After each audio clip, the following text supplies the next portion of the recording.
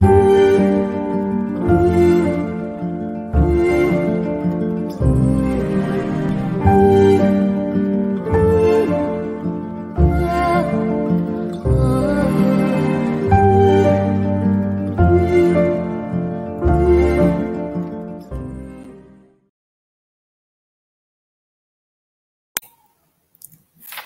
boa tarde. É muito bom estarmos juntos aqui mais uma vez, nesse momento tão rico, que é a 32ª Semana da Educação, professor Paulo Freire. E agora estamos, na reta final, no segundo bloco do período da tarde, do percurso significativo em tempos singulares. Foi um percurso muito bom até aqui. Bom, e agora eu vou trazer os recadinhos que vocês já sabem, O link de presença estará no chat. Em caso de dúvidas com a questão do comprovante de presença, será enviada uma planilha com os dados de quem preencheu o formulário, então podem ficar tranquilos, aproveitar a palestra, porque essas questões serão todas resolvidas. Bem, temos também a nossa onda literária, que é um espaço virtual de fomento à leitura. Lá vocês encontrarão cupons de descontos, conversas com os autores. Está um espaço bem bacana, um espaço que tem sido bem movimentado agora durante esses 3 dias de Semana de Educação. Bom, agora, passando para o segundo momento, vou aqui falar um pouquinho do nosso palestrante, o Alan Queiroz. Seja bem-vindo, Alan Queiroz. Você está sem áudio, Alan. Perdão. Boa tarde a todos, tudo bem, Cris? Obrigado. Desculpe aí o sem áudio. Não, faz parte. Então, a gente aqui agradece sua presença, Alan. Falar um pouquinho do vasto currículo do Alan, o percurso dele até aqui. O Alan é doutor em Ciências da Comunicação pela USP, mestre em Ciência e Motricidade Humana pela Unesp Rio Claro, especialista em Educação Física Escolar, especialista em Gestão de Esporte. Ele é licenciado também em Educação Física e graduado em Pedagogia. E tudo isso, gente, nas melhores universidades, eu omiti aqui, É sempre USP, é sempre Unesp. Bom, ele também é pesquisador, associado do Grupo de Estudos e Pesquisas em Comunicação e Marketing do Esporte pela USP. E também é do Grupo de Pesquisa em Esporte e Gestão, professor da Escola Superior de Educação Física da Universidade de Pernambuco. Então, Alan, seja muito bem-vindo mais uma vez. Estamos muito felizes e honrados por tê-lo aqui novamente. Você já esteve conosco, quando tínhamos a modalidade presencial, e hoje você está aqui com uma abrangência muito maior, Estamos aí remotamente, mas estamos, É importante que estamos, e para nós é uma honra, porque se você está aqui de volta, é porque foi bom. Então, o Alan hoje, ele traz para a gente uma reflexão que é muito vigente, que é muito atual. Temos falado disso em todo o tempo e temos vivido, não só falado, Temos vivido. O Alan vai trazer a reflexão acerca de educação, plataformas digitais e pandemia Covid-19, desafios e possibilidades. Então, Alan, eu passo a palavra a você, o palco é todo seu. Olá, Cris, obrigado. Boa tarde a todos. Espero que estejam bem aí. Vamos, mais uma vez, participar desse evento maravilhoso que é a Semana da Educação. Paulo Freire, Secretaria de Santos, de parabéns, primeiro por promover esse tipo de ação junto com os professores e valorizando todos vocês, Eu queria aproveitar esses minutinhos iniciais e fazer um agradecimento em nome da Cris, da Coordenação de Tecnologia, mas também estendê-los a Valéria, a Rubia, o Danilo, a Rita, a Iva, que fez o contato comigo inicialmente. Então, cumprimentando eles, cumprimento todos os membros da secretaria e é um prazer revê-los, né? Muitos professores aqui, a gente já se conheceu, a gente já se falou, então é um prazer estar aqui com vocês. Eu vou pedir para o Danilo colocar a apresentação e ela vai servir de referência para a gente fazer esse diálogo, a gente fazer esse bate-papo. Eu também não posso esquecer de agradecer e prestar minha homenagem, né? A gente sabe que muitas pessoas estamos todos passando por a dificuldade da pandemia, o tema ele é um tema muito delicado, né? Então eu costumo dizer que eu não gosto muito da palavra isolamento, eu gosto de dizer que a gente está se protegendo, né? E fazer um evento desse de formação, um evento que prestigia o ensino, prestigia o professor, e ainda por cima escolher o nome do nosso patrono da educação, o professor Paulo Freire, é um ato de resistência também, né? Enquanto as ciências são questionadas, né? O conhecimento científico, a educação, os professores estão sendo desvalorizados, a gente percebe um movimento desse, é muito valoroso, né? Então, o tema que eu trago hoje para vocês aqui, educação, plataformas digitais e pandemia, não tem a pretensão de ser uma solução, mas sim um diálogo, a gente poder conversar um pouquinho. E como eu sei que vocês estão muito tempo parado, muito tempo sem se mexer, essa pesquisa que eu trouxe aí foi uma pesquisa, se eu não me engano, feita pela Microsoft, e mostrando o que acontece com o cérebro da gente, o tempo que a gente fica parado. Quanto mais amarelinho, vermelhinho, mais estresse a gente tem. Então eu vou pedir licença para vocês, quem está em casa, quem está em algum local que você possa deixar o computador ou o celular, levanta, sai da cadeira um pouquinho, levanta, dá aquela espreguiçada, dá aquela movimentada, sai da cadeira, levanta, se movimenta um pouco, quiser andar, anda pela sala, pelo corredor, pelo quarto, né? Pelo menos se movimente um pouquinho, levante, né? Toma uma água, eu vou pegar minha água aqui, para que a gente possa cada vez mais deixar a nossa cabeça menos vermelhinha, menos estressada. Então, quem já conseguiu dar essa espreguiçada, essa movimentada aí, vai se acomodando novamente, eu também já estou aqui me acomodando, para a gente começar a nossa conversa. E esse movimento que eu fiz com vocês, não é só porque eu sou professor de educação física, não. É porque a gente, às vezes, cai nesse ciclo de aulas e telas e acaba esquecendo do nosso corpo. Então, se você pudesse lembrar aos pouquinhos, a cada períodozinho, dar essa movimentada, vai te fazer muito bem. E eu queria também pedir para vocês me ajudarem a não esquecer, isso aqui é muito importante, eu vou voltar a falar disso, mas não esquecer que as crianças são a coisa mais importante do mundo. A gente vai falar um pouquinho mais lá na frente, mas eu tenho sido eu tenho batalhado nessa missão da gente resgatar a importância das nossas crianças, né?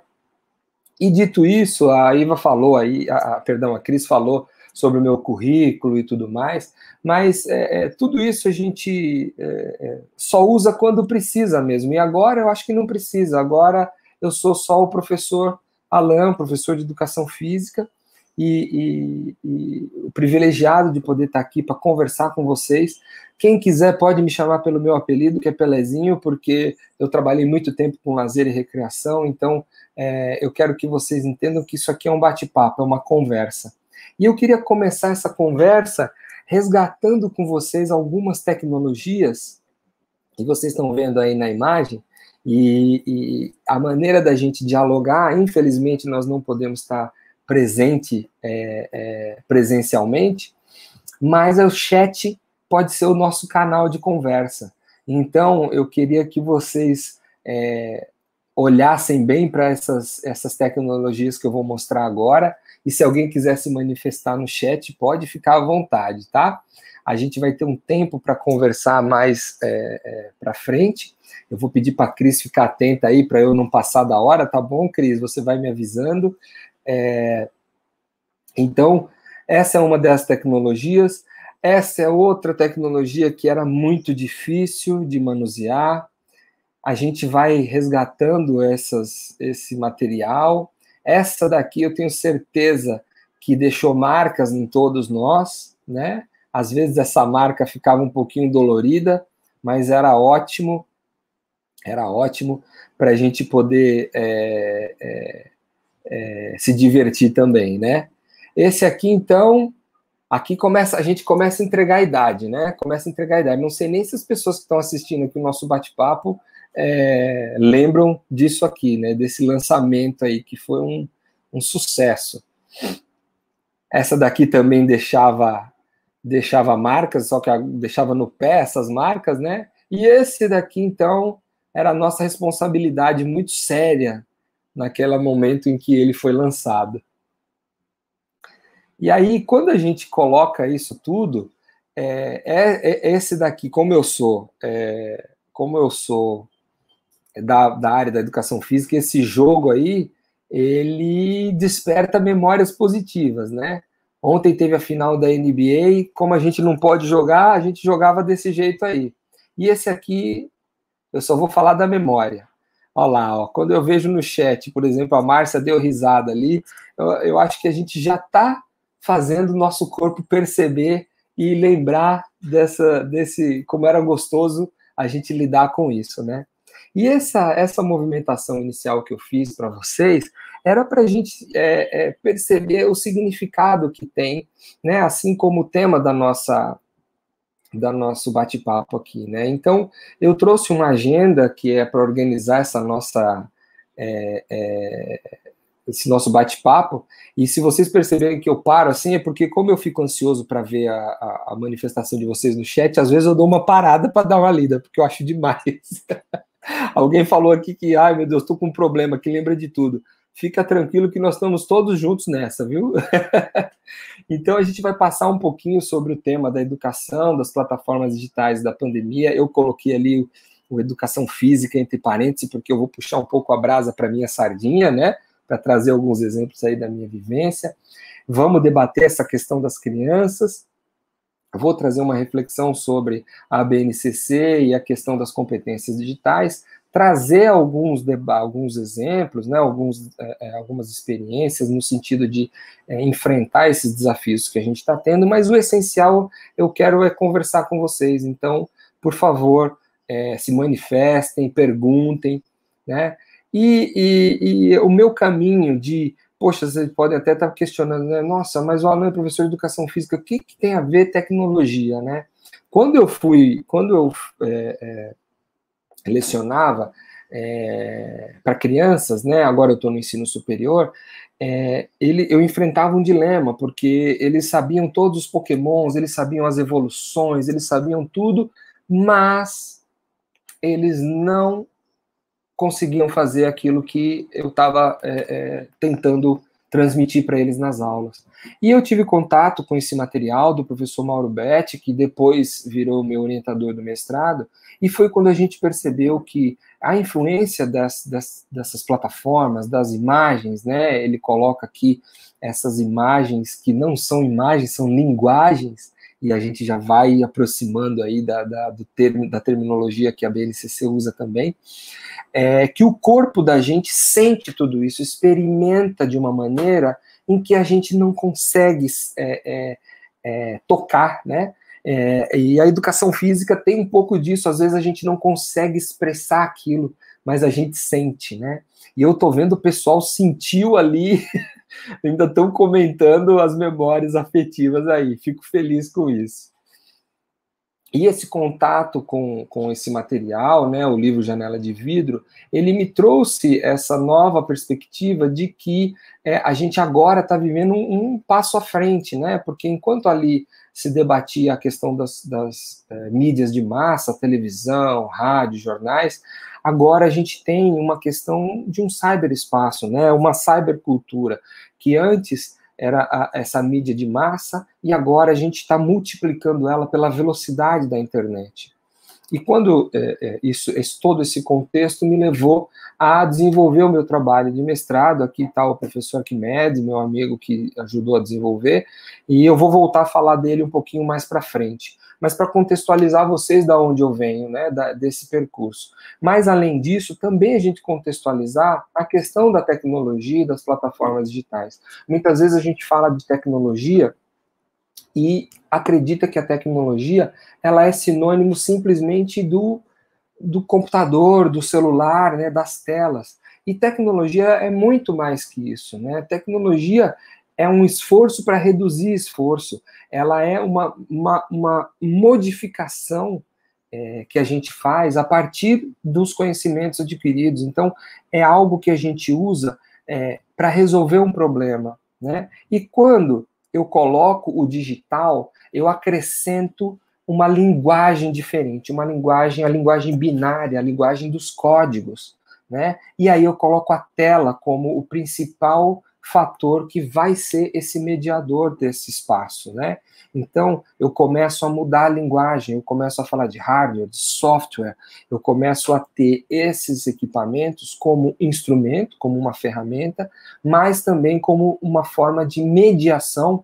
E aqui a professora Brasilina Passarelli, que foi minha orientadora no doutorado, junto com outros autores, ela classifica essa mediação de infocomunicação, né? E isso gera na gente uma nova maneira de ler. Então, aquilo que a gente conhecia de ler de cima para baixo, da esquerda para a direita, acaba sendo transformado em ler de cima para baixo, da esquerda para a direita, ler imagens, vídeos, ficar conversando no chat, ao mesmo tempo que eu ainda estou aqui publicando nas mídias sociais, quer dizer, um monte de ações ao mesmo tempo.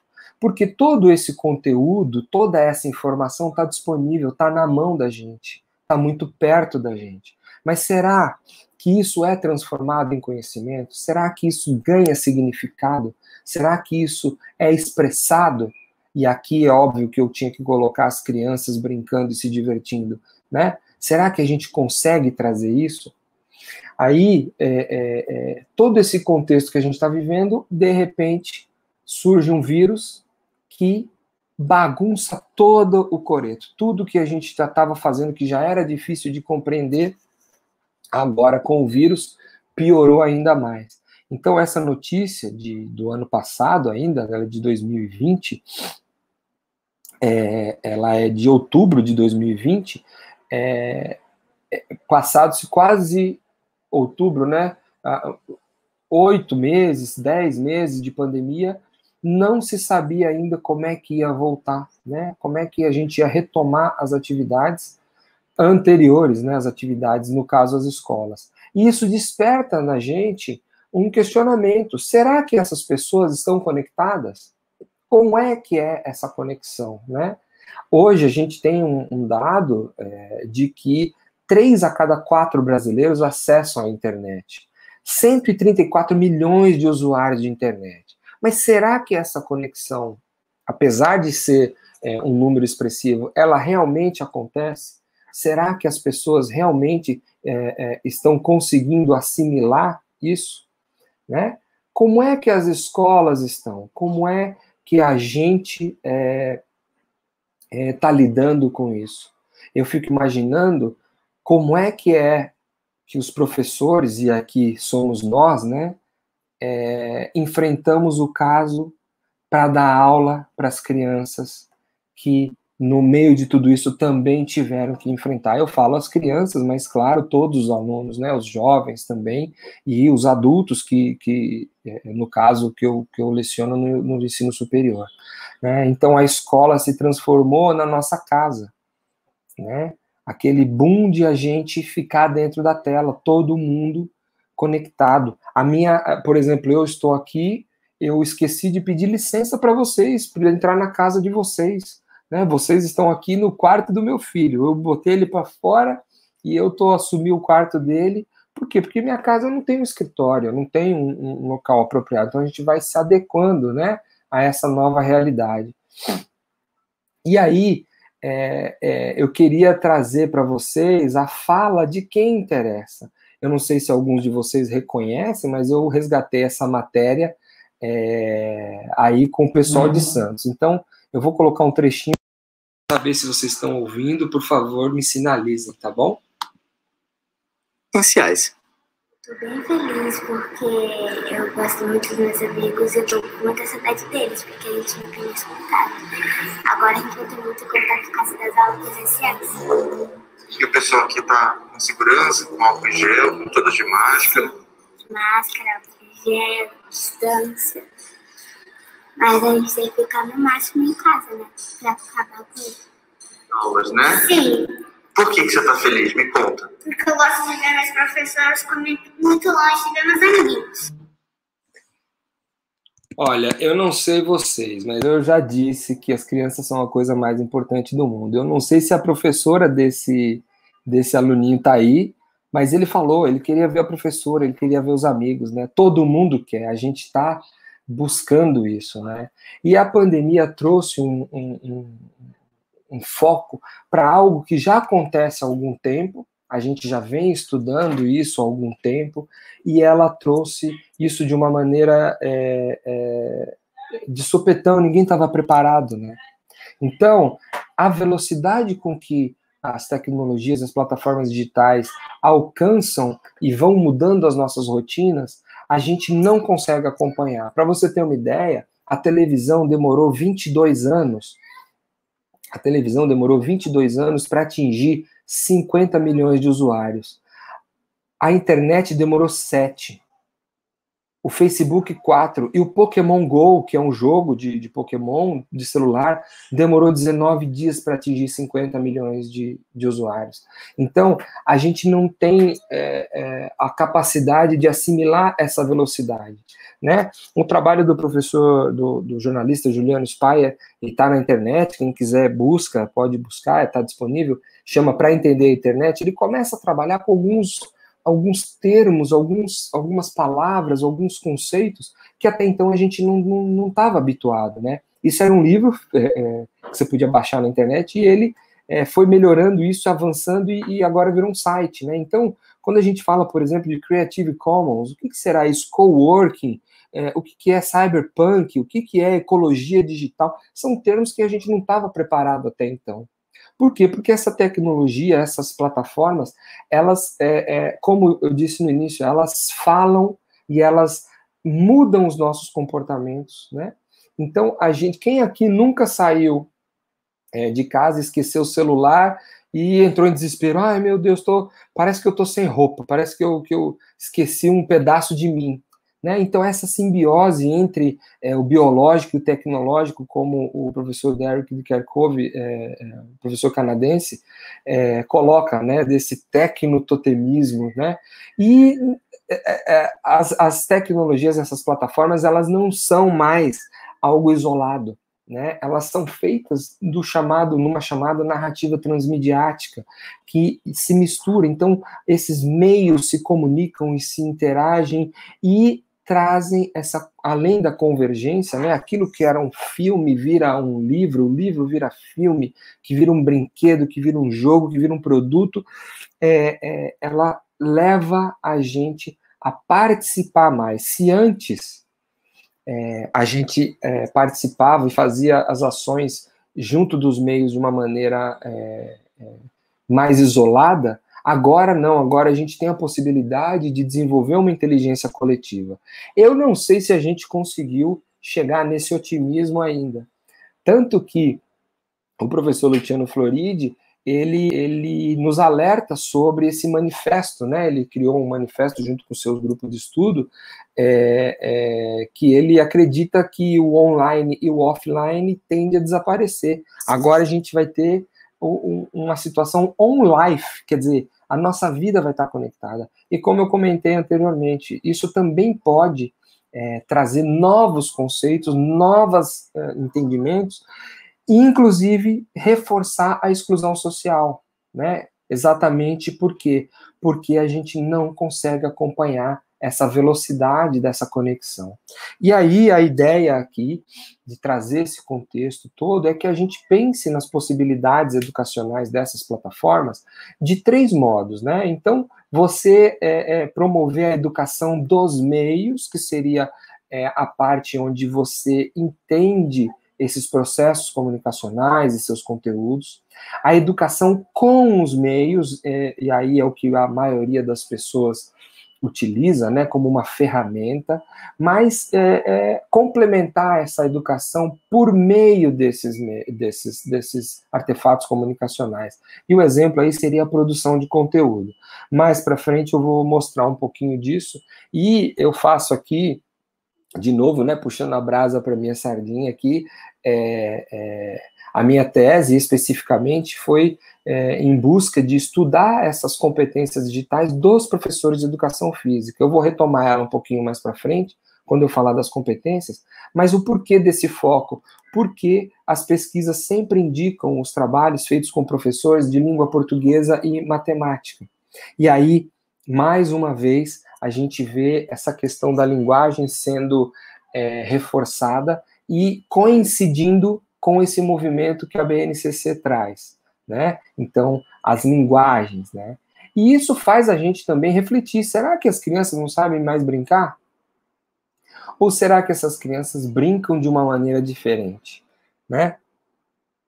Como é que será que eles estão interagindo com isso? Como é que eles estão resolvendo isso?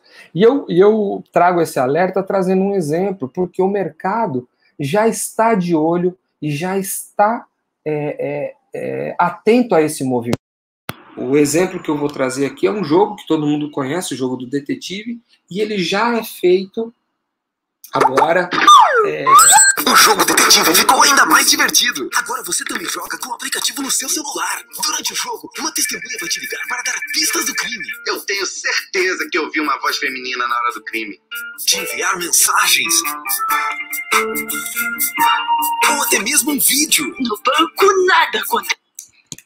Então, quer dizer, a gente está aqui falando, né, disso como se fosse algo novo, mas que já está aí rodando há muito tempo, né? Fazendo um resgate a palestra me fez fazer esse resgate, né? Esses estudos, a Cris contou aí dos grupos de estudo, né, que eu faço parte, tanto na área de gestão do esporte, mas também na área das comunicações e mídias. Eu tomo como base o ano de 2005, que foi quando eu estava finalizando a minha dissertação de mestrado. Mas esse despertar, ele aconteceu em 2002. Então, quer dizer, já tem um tempo que a gente vem tateando isso. E quando eu falo a gente, somos todas as pessoas que se envolvem com isso. E aqui eu trago um exemplo do maior portal da educação física, e eu tenho certeza que deve ter outros sites, assim como o Centro Esportivo Virtual, das outras áreas, de português, matemática, geografia, história, ciências, enfim. Mas esse aqui é um movimento que acontece há 30 anos, por exemplo, né? Então, é um repositório, uma possibilidade dos professores, no caso de educação física, mas também de outras áreas, se quiserem buscar conteúdos, está disponível lá para todo mundo acessar, né, o Centro Esportivo Virtual. E aí esse movimento já vem acontecendo há um tempo, mas quando a gente teve que enfrentar a pandemia, o exemplo e a nossa primeiro impulso para resolver o problema foi esse, como está aqui na tela, né?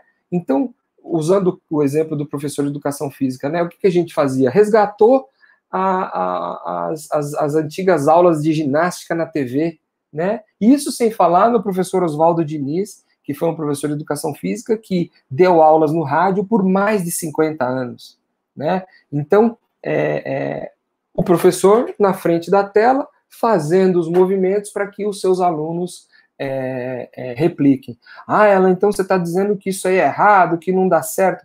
Pelo contrário, eu estou dizendo que isso foi a solução que a gente encontrou naquele afã de resolver o problema, né? E a gente está aí há mais de um ano e ainda tem muito caminho pela frente. Mas a gente perceber que esse movimento ele acontece há algum tempo. E essas respostas já estão surgindo, né? Então, pegando aqui um exemplo salvo engano, a Prefeitura de Florianópolis, a Secretaria de Esportes de lá, não podia fazer os campeonatos, não podia fazer uma ação presencial. Então, o que acontece nesse momento?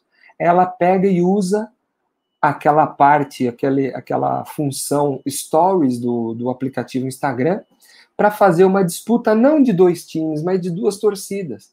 Então, ao mesmo tempo, assim como todos nós estamos tentando manter o contato, nos aproximar dos nossos alunos, da nossa comunidade escolar, algumas iniciativas já estão percebendo possibilidades que as plataformas digitais podem trazer. Então, usou um tempo de 24 horas, fez uma disputa de um time com outro e obrigou, entre aspas, né, as equipes a se conversarem, a se falarem, a torcida a votar. Então, quer dizer, olha a gente partindo de um movimento básico de faz e repete, de digitalizar simplesmente aquilo que era uma ação que a gente fazia no ambiente presencial, a gente agora está começando a demonstrar possibilidades que essas competências digitais nos trazem. Porque eu tenho certeza que quem criou essa função no aplicativo nunca havia pensado numa disputa entre 2 equipes, né? Então, olha a gente modificando, adaptando e produzindo, né? Eu trago também um enfoque aqui, a Pesquisa Game Brasil, colocando os jogos digitais como a principal maneira de diversão nesse período da pandemia, né? Quase 70% dos entrevistados, uma pesquisa vasta aí, com milhares de pessoas. Então, os jogos digitais estão aí. E essa notícia, isso que eu estou mostrando para vocês, é uma maneira da gente enfrentar afrontas como essa notícia. Eu quando leio essa matéria, eu fico me perguntando, né? Será que a gente não está encontrando um problema aqui nessa frase, né? Velhos e novos jogos são adaptados para disputar o mercado da educação. Gente, mercado e educação junto não combina, né? Apesar de saber que existem, sim, muitas escolas que não não têm esse viés mercadológico, né? Mas é no sentido que eu quero dizer aqui da gente interpretar esse material, da gente entender o que isso quer dizer, né? O próprio matéria já diz, é uma matéria, gente, de 2016. Ela já diz velhos e novos jogos, então quer dizer, está requentando, é isso que ela quer dizer?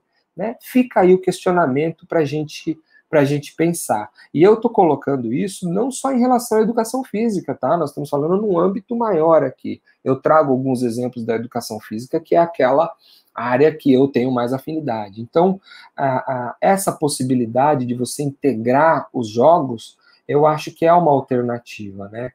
Tá, mas aí você tá falando, mas e aí, Alan, como é que é isso, né?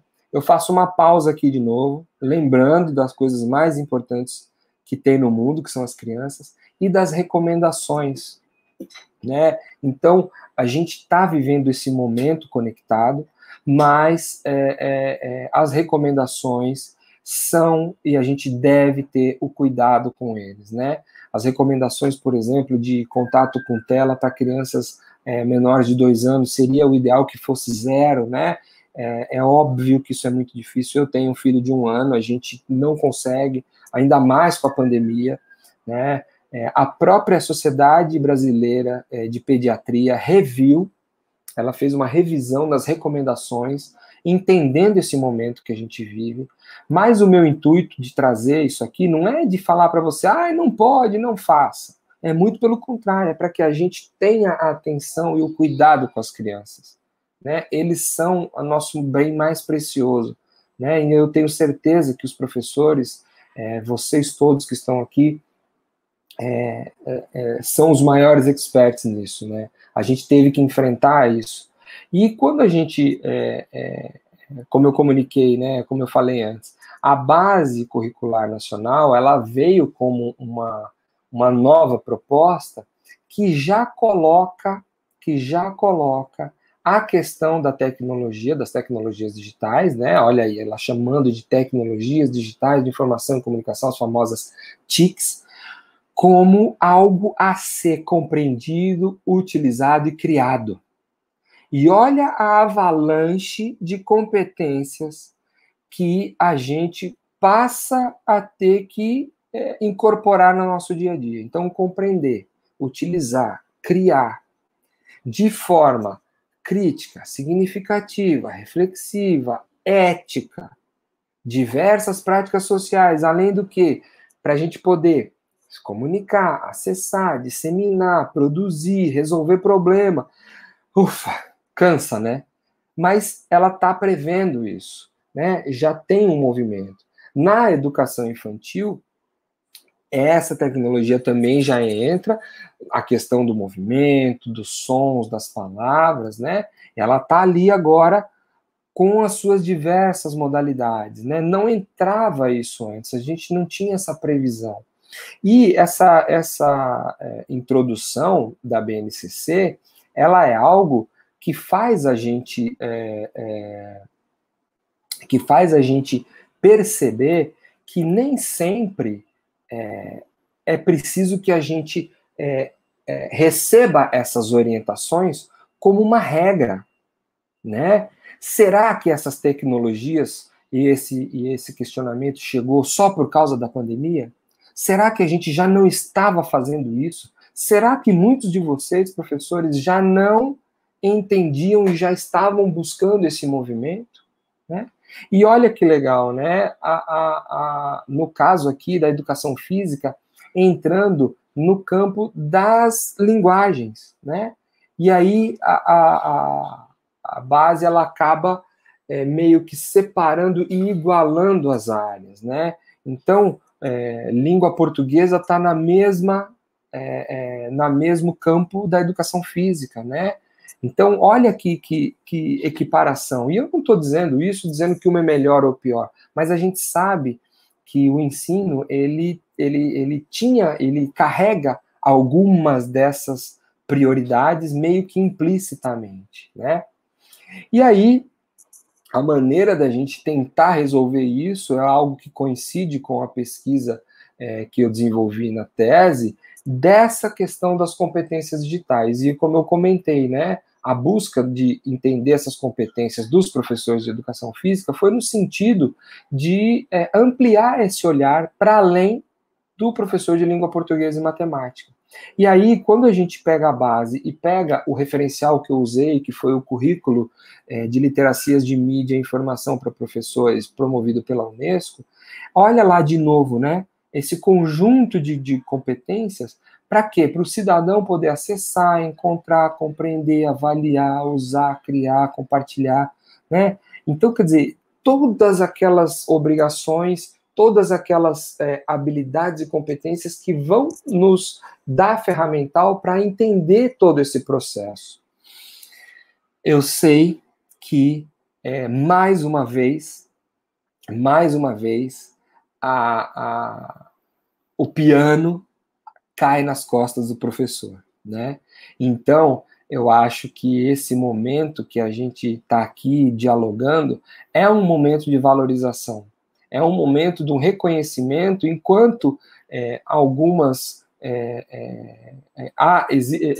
nesse momento em que existem manifestações contra as ciências, negando ciência, negando o conhecimento, a gente valorizar o professor é algo essencial, né? O professor e a educação são áreas essenciais. E eu não estou falando isso porque eu estou aqui com vocês, eu sempre disse isso e a gente sabe, né? A gente está ali no dia a dia.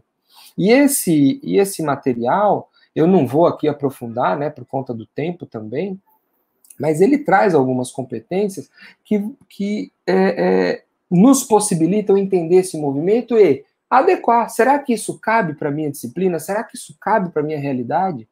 Como é que eu vou lidar com isso, né? Então, entender o papel dos meios de comunicação, compreender seus conteúdos, acessar a informação de maneira eficaz. A gente recebe mensagem no celular e repassa a mensagem muitas vezes naquele ímpeto, naquela paixão. Aquilo que eu comentei, né, baseado no professor Kerkhove, o professor canadense Derek de Kerkhove, que parece que já faz parte da gente, parece uma simbiose, e a gente não para avaliar, não para pensar de onde veio isso. Será que eu não poderia, por exemplo, fazer uma pergunta para a pessoa que me mandou um vídeo, ou um site, ou um link, perguntar para ela, nossa, interessante isso que você enviou.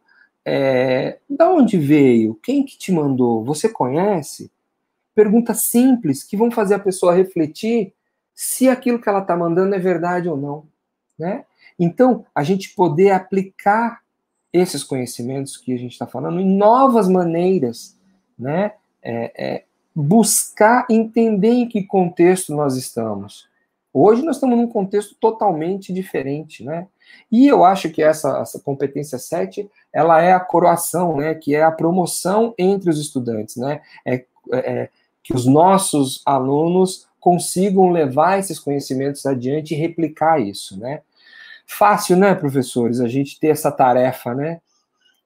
Claro que não é, né? Ninguém estava preparado para isso. E esse currículo da Unesco não é o único, né? Existem outras iniciativas e elas trabalham e elas pensam mais ou menos da mesma maneira, né?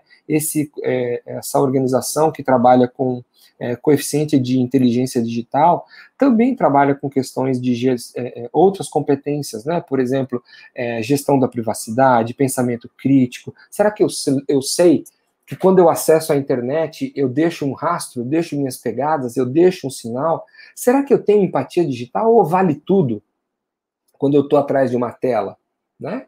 Será que eu consigo gerenciar a segurança, né? Eu duvido que muita gente aqui crie senhas fortes, né? Ah, Elan, minha senha é tudo igual. A minha também é, né? Será que a gente consegue perceber o problema do cyberbullying? Principalmente, será que a gente faz a gestão do tempo de tela? Né? E agora, com a pandemia, a gente está aqui o dia inteiro na frente da tela, né? Então é importante a gente perceber isso. E esses desafios impostos à educação, será que a gente já superou? Ah, então beleza, coloca lá na internet, a gente vai se falando aqui e está resolvido. Será que essas plataformas deu conta desse processo, né? O que será que a gente tem pela frente? Como é que vai ser? Como é que são essas perspectivas de solução? Não achem que eu vim trazer respostas, tá bom? Não vim trazer respostas, mas eu estou dando alguns caminhos que eu acredito que possam ajudar a gente a resolver isso. Então, quando eu comentei dos jogos digitais, eu estou pensando na questão não só da ludicidade, né?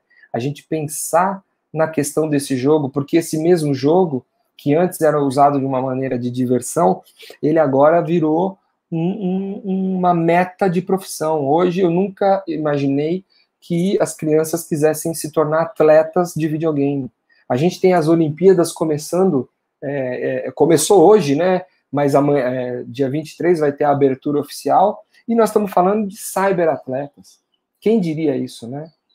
Algumas matérias, alguns estudiosos dizem que você ser educado culturalmente a respeito de videogames é tão importante quanto ir a ambientes das chamadas culturas eruditas, como museus e óperas, né?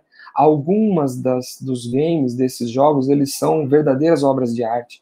Esse aqui, por exemplo, ele chama Monument Valley, e foi usado e apareceu num seriado famoso, né, na televisão. Então, quer dizer, isso já faz parte da nossa rotina, da nossa cultura. E foi assim essa inspiração quando a gente usou essa proposta de trazer os jogos digitais e as mídias para as aulas de educação física. Eu coloquei essa imagem porque quando a gente começou, o Harry Potter era criança, né? Agora ele já é um adulto e a gente está ainda comentando, né, sobre isso. E, de novo, né, a importância do professor enquanto mediador desse processo. E como é que o professor vai ser mediador desse processo se ele também ainda não desenvolveu essas competências, né? Então, olha que complexo que é isso.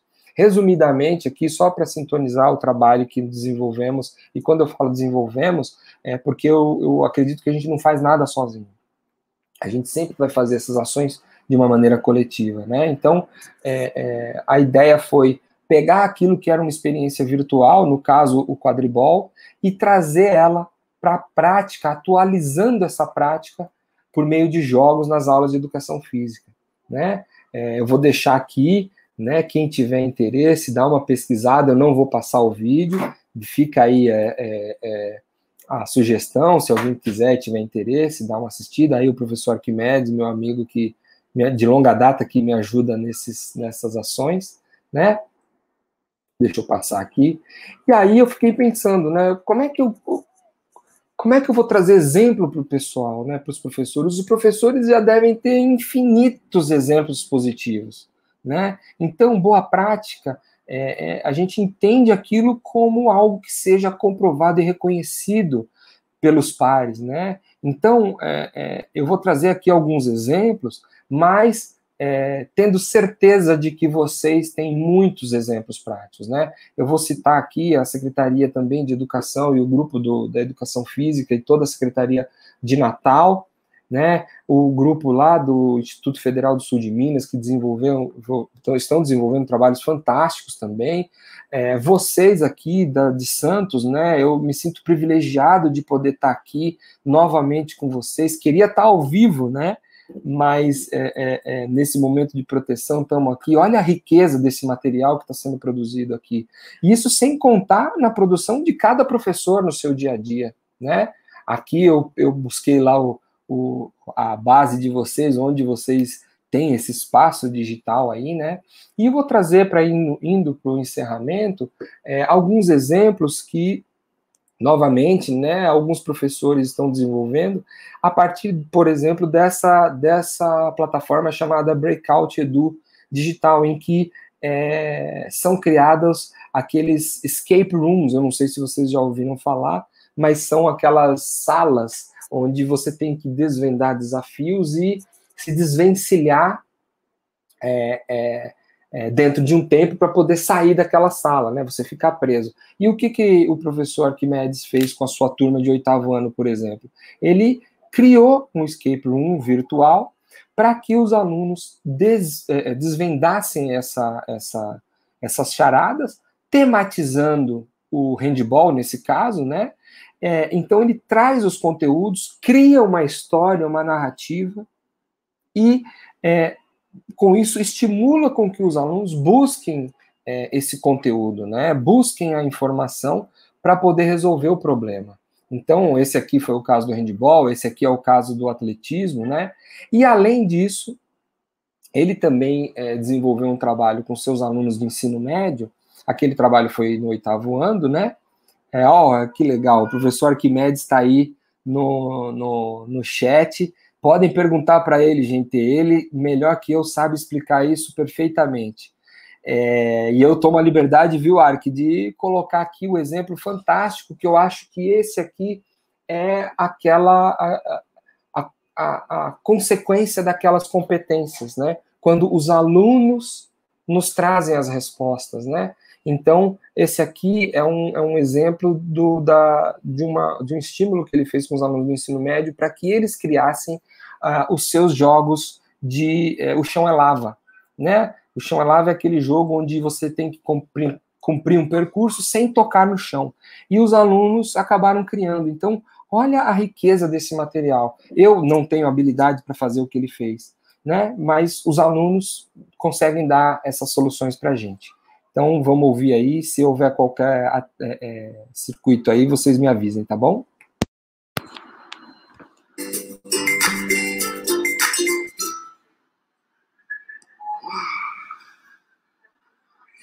Ai, que belo dia. Eu vou sair hoje.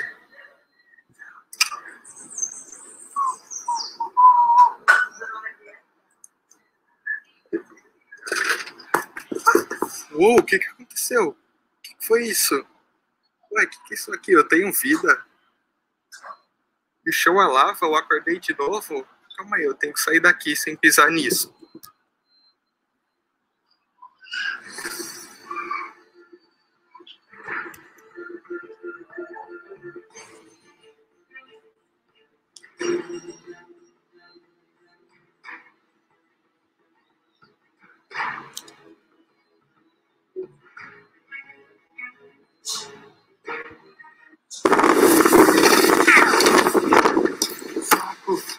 mais uma vida. Droga, agora eu só tenho mais uma. Eu não fico preso aqui pra sempre, ou eu passo. Deitar na caminha.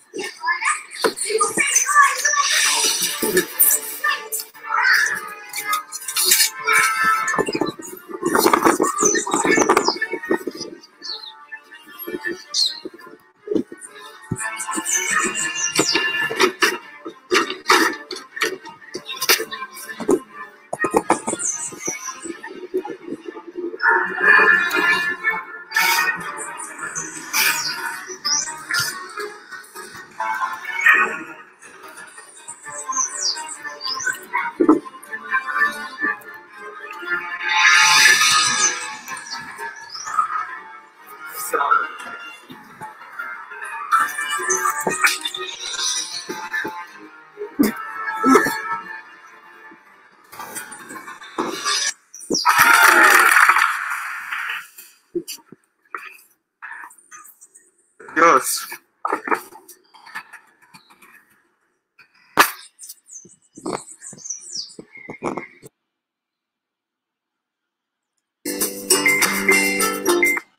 Bem legal, né, pessoal, essa produção. Então, o professor Arquimedes está aí no chat. Pode conversar com ele que ele vai nos ajudar aí.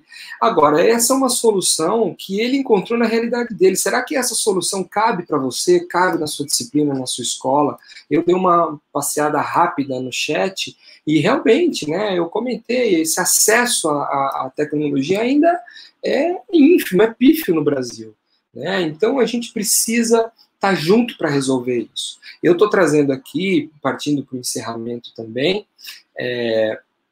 um resumo dessas atividades. Esses 2 primeiros livros trazem algumas experiências específicas, no caso da educação física, nós temos alguns capítulos escritos, eu e o professor Arquimedes também, e nesse último livro, Ludicidade, Jogos Digitais e Gamificação da Aprendizagem, é algo mais amplo, né? Tem inspirações aí de todas as áreas, né?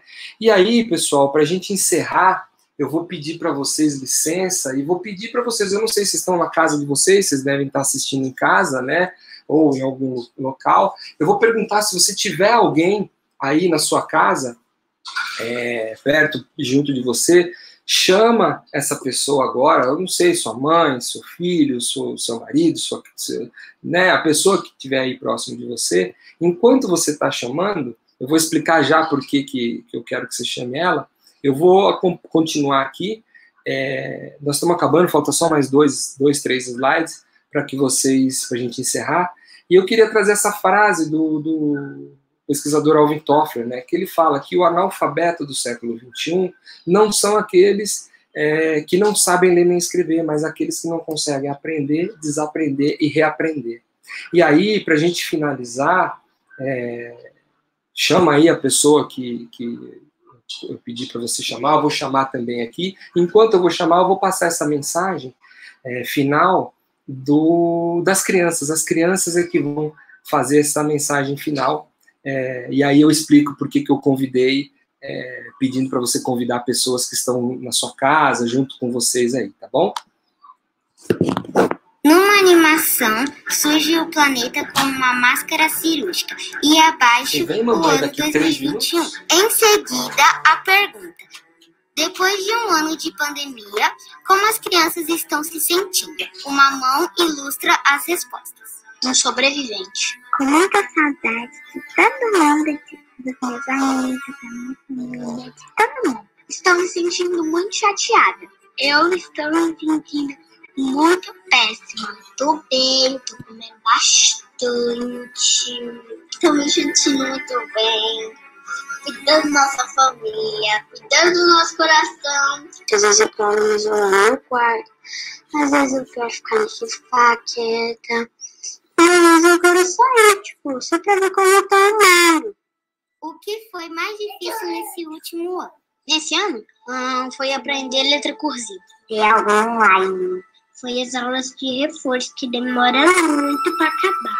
Eu não posso ir na escola, eu não posso brincar com minhas amigas na rua.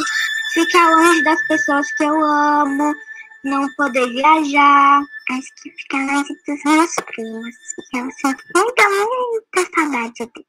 Teve alguma coisa nova que você aprendeu? Eu aprendi várias coisas na quarentena. Andar de patins. Fazer um barquinho de papel com chapéuzinho, né, pra se proteger. E também tocar piano. Eu aprendi a ler junto com a minha avó que me ensinou. Eu aprendi que nós temos que dar valor a todas as coisas que a gente tem, mesmo sendo coisas poucas. Eu aprendi que eu tenho que me cuidar muito, fazer o que já lavar as mãos bem direito. Eu aprendi a cuidar de café, mexer no computador. E também eu aprendi a usar máscara e eu tive que me acostumar a usar máscara, né? O que você acha que vai acontecer quando a gente puder se encontrar de novo? Vai ser estranho, porém vai ser incrível. Eu acho que vai ficar tudo bem. Eu vou na praia, vou em qualquer lugar dos sonhos. Jogar esconde-esconde. As pessoas vão ficar muito felizes porque vão estar se encontrando com outras depois de muito tempo. Muito legal, a gente vai botar se abraçar, se beijar e fazer um monte de coisa. Qual o recado pra gente construir um mundo melhor? O conselho que eu daria é não comprar aquele negocinho que você sabe que você vai usar uma vez e vai deixar esquecer.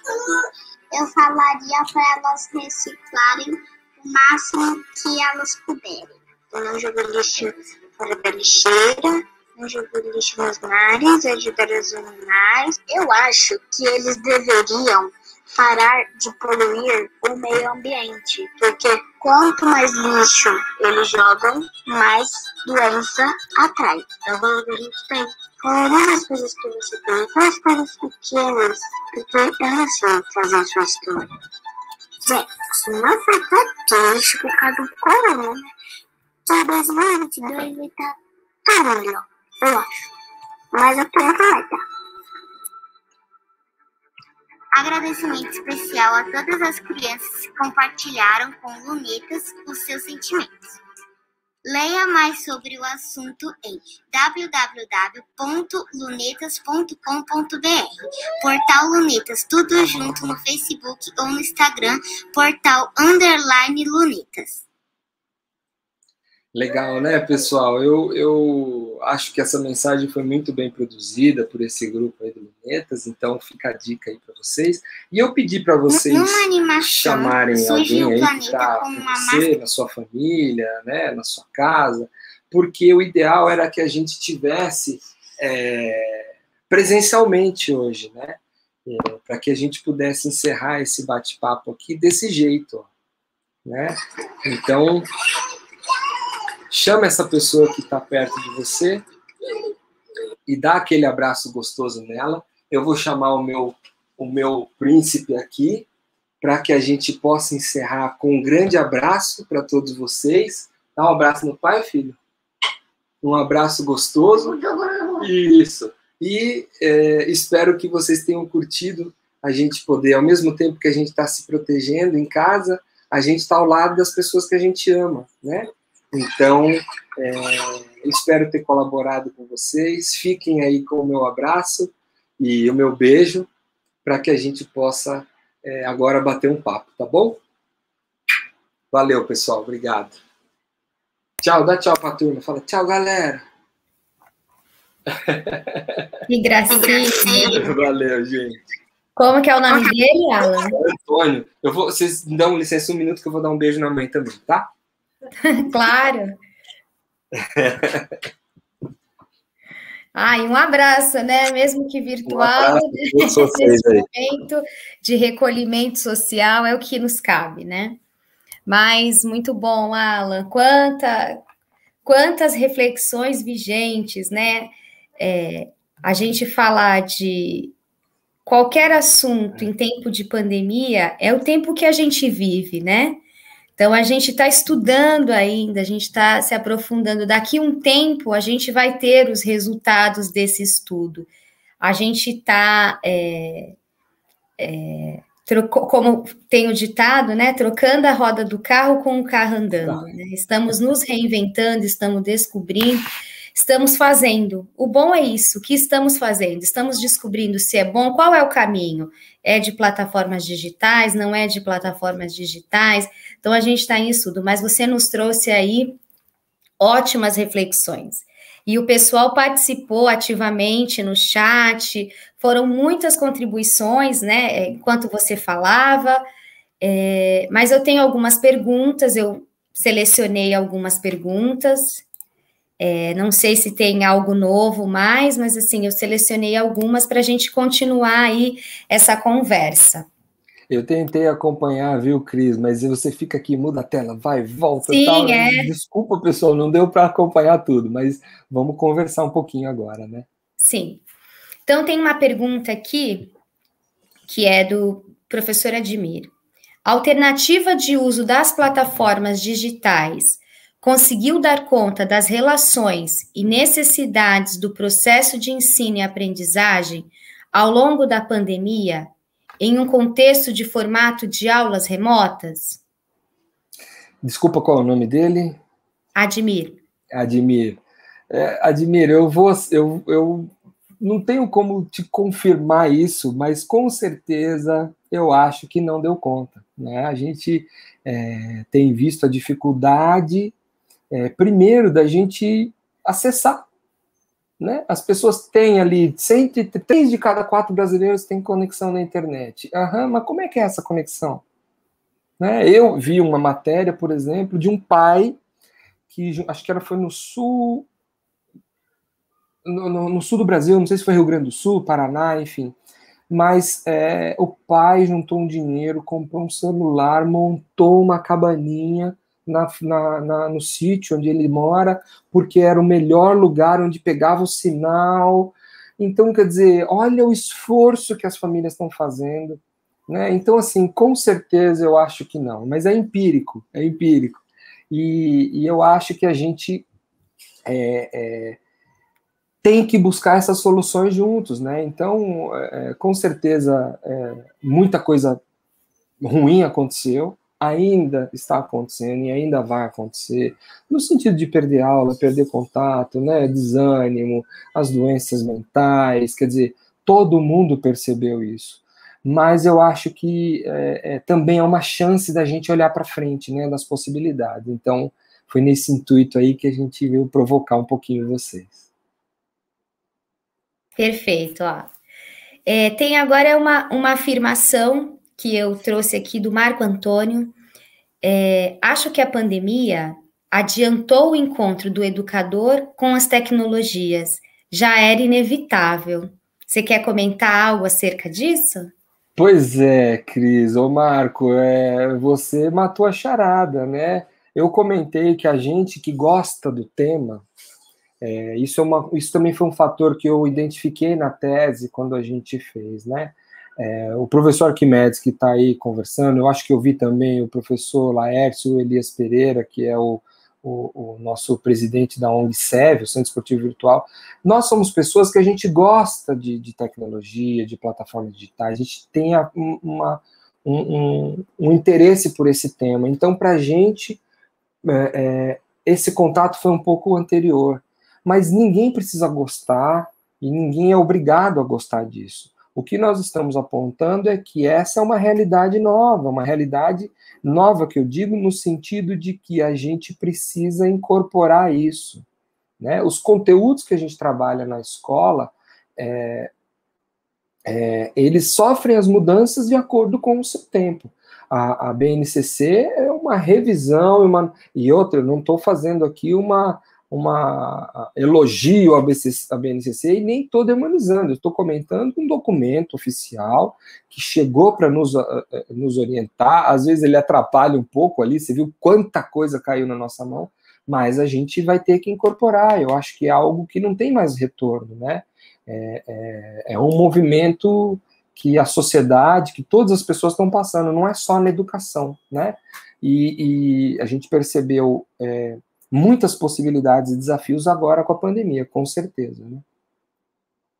Tá, joia, Alan. Aí a Maria Isabel traz uma pergunta que eu penso que esse momento já responde, né? como preparar professores para um ensino híbrido que veio para ficar? E os alunos, como contemplar aqueles que não têm recursos? Você já até falou bastante sobre isso, né? Maria José, né? Maria Isabel. Maria Isabel. Realmente, Maria Isabel, assim, não dá para contemplar todo mundo, infelizmente. Né? A gente está vivendo um momento, e eu vou fazer um comentário aqui, que não tem nenhum viés político, não tem nenhuma relação com isso, tem a ver com as relações humanas. Né? A gente percebeu o quanto a gente está intolerante, o quanto a gente está impaciente, o quanto a gente não tem mais o tato para lidar e respeitar o outro. Né? Um pesquisador, ele não é canadense, mas ele leciona na Universidade de Montreal, Pierre Levy, que inclusive foi uma das referências dos trabalhos, ele comentou isso, né, que o brasileiro não é esse povo amigável que a gente fala tanto, né? Outro pesquisador também, o Manuel Castells, espanhol, também já havia comentado isso lá na última eleição que teve, em 2014. Quer dizer, a gente muitas pessoas não estão percebendo que estar atrás de uma tela não exime a gente do que a gente é.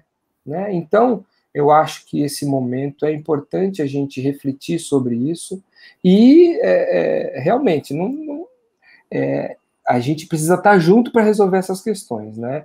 Não serão fáceis de ser resolvidas, mas eu tenho certeza que para problemas coletivos a solução tem que ser coletiva também. Sim. Agora temos mais duas questões que acho que dá tempo da gente abordar. Esse professor que se reinventou durante a pandemia irá permanecer com essa roupagem nas aulas presenciais? Inovar sempre significa mudar? Foi a professora Eliude que postou essa pergunta. Eliude, eu estou fazendo aqui uma de previsão de futuro, né?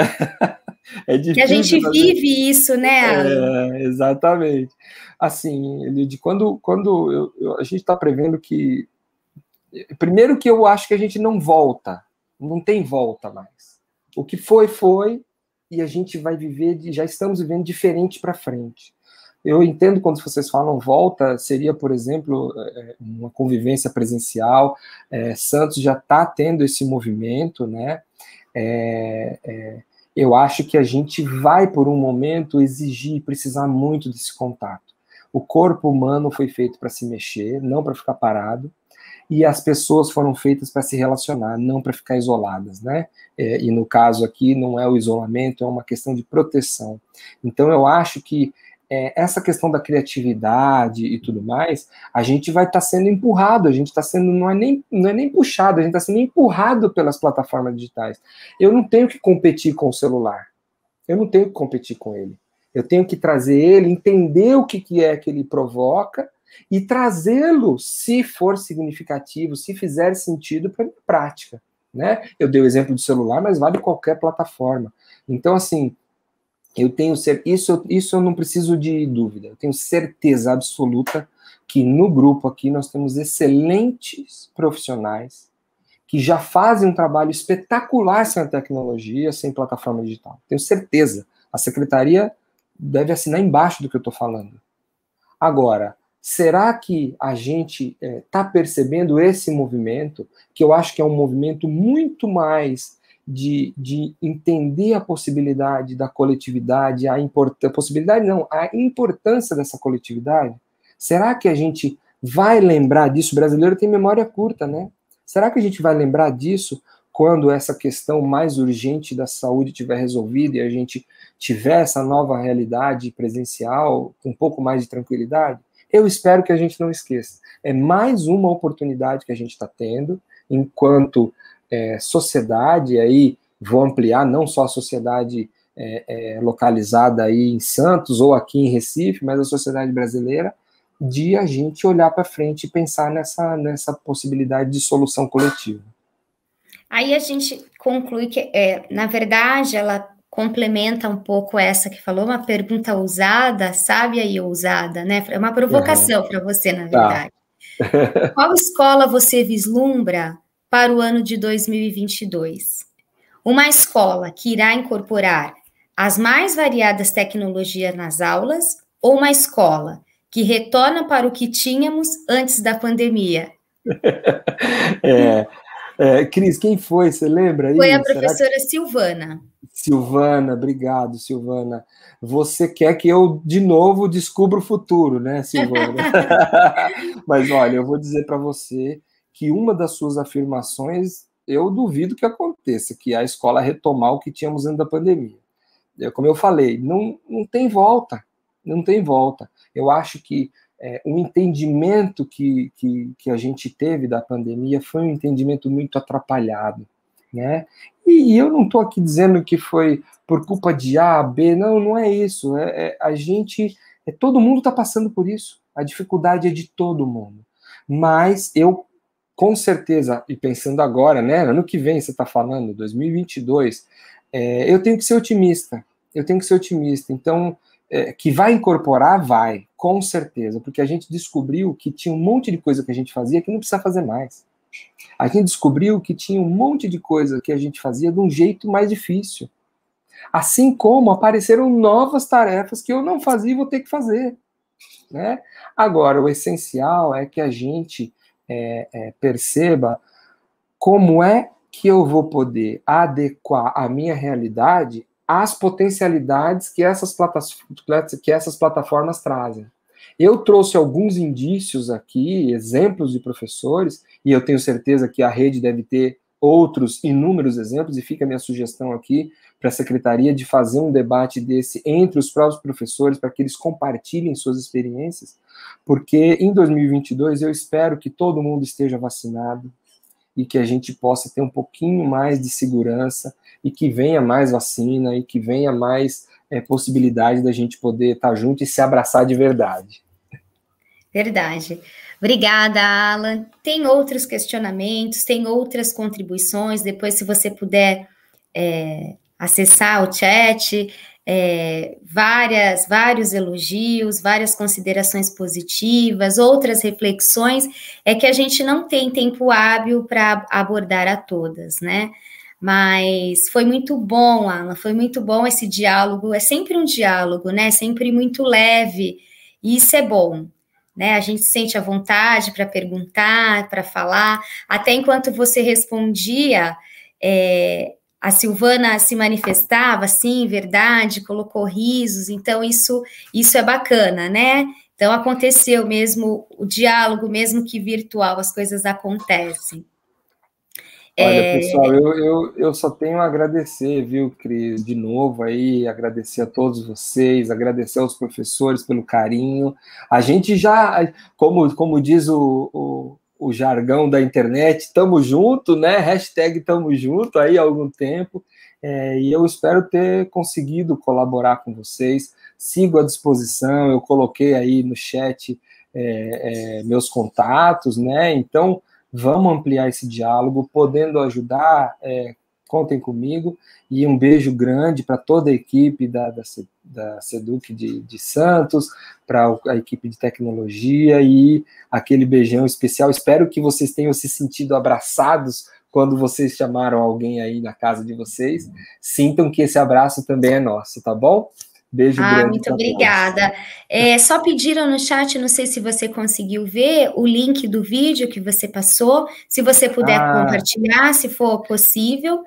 Olha, assim, de cabeça eu não lembro, mas o site é lunetas.com.br. Dá uma pesquisada, eles têm um site, tem algumas iniciativas e deve ter também um canal no YouTube, que foi da onde eu resgatei esse vídeo. E eu confesso que eu nem lembro de quem foi que eu peguei, porque tanto conteúdo que a gente vai pegando, e aí a gente vai juntando, né? E é isso, gente, é nessa troca, vamos espalhando aquilo que é legal, vamos produzindo também, e é o referencial, claro, né, do trabalho do pessoal. E eu esqueci só de cumprimentar o professor Arquimedes, o professor Laércio, acho que a minha mãe e minha tia estavam vendo também aí. Que então, delícia, né? Um beijo para a família. Isso é bom. Isso encoraja a gente, né? Vai nos encorajando, esse apoio que a gente tem aí dos nossos familiares e dos nossos pares. Bom, então a gente fica por aqui. Muito obrigada mais uma vez e até uma próxima, e que seja breve. Um abraço. Com certeza. Eu só vou deixar uns recadinhos finais aqui para o pessoal. Convido vocês a assistirem agora, né, para a gente encerrar essa jornada agora do período da tarde. Eu convido a todos para assistir um vídeo que foi produzido com muito carinho, de forma muito especial, e que veio lá do Instituto do patrono da nossa Semana da Educação, do Instituto Paulo Freire. Boa tarde a todos e a todas, e um bom descanso.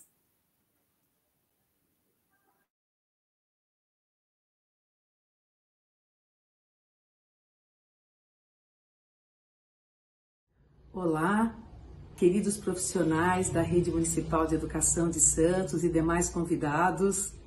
É com enorme prazer que agradecemos a presença ao longo desses 3 dias na nossa 32ª Semana de Educação, professor Paulo Freire. Foram muitas as contribuições no chat, que com certeza enriqueceram ainda mais as nossas reflexões e partilhas. Agradecemos ainda à Secretaria de Educação, ao Departamento Pedagógico, aos palestrantes, mediadores, intérpretes e todos aqueles que contribuíram de forma direta ou indireta para que essa semana fosse possível. Teremos ainda uma pequena homenagem ao nosso patrono da educação, professor Paulo Freire. Forte abraço. Olá. Sou Ângela Bizantunes, estou aqui no Instituto Paulo Freire, mais especificamente no Centro de Referência Paulo Freire, que acolhe o acervo de Paulo Freire.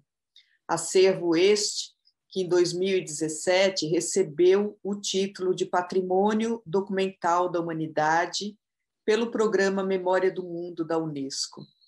Vim aqui, deste lugar, do Centro de Referência Paulo Freire, onde está a biblioteca, atrás de mim, a mesa em que Paulo Freire trabalhou, a cadeira em que Paulo Freire trabalhou, deste lugar para falar em meu nome e em nome de toda a equipe do Instituto Paulo Freire, em nome do professor Moacir Gadotti, presidente de honra do Instituto Paulo Freire, para saudar a equipe da Secretaria da Educação de Santos, toda a sua equipe, secretárias e equipes técnicas, pessoas de outras secretarias de educação, saudar professores, professoras, alunos, alunas, funcionários de apoio, familiares, pela 32ª Semana Paulo Freire. São 32 semanas, a 32ª semana acontecendo no ano do centenário de Paulo Freire, 100 anos de Paulo Freire.